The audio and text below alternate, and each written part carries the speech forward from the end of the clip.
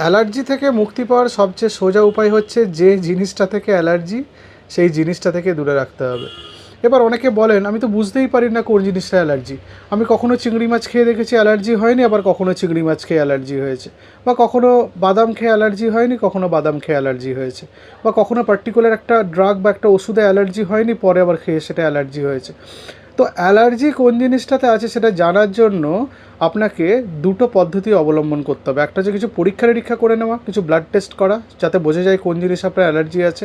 আর একটা মেথড হচ্ছে অবজারভেশন।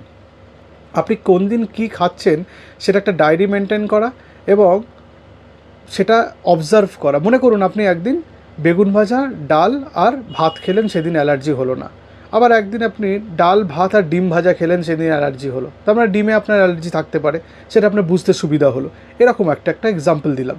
সুতরাং অ্যালার্জি থেকে যদি কমপ্লিটলি আপনাকে বাঁচতে হয়, তাহলে যে জিনিসটা থেকে আপনার অ্যালার্জি হচ্ছে সেটা থেকে নিজেকে আইসোলেট করা।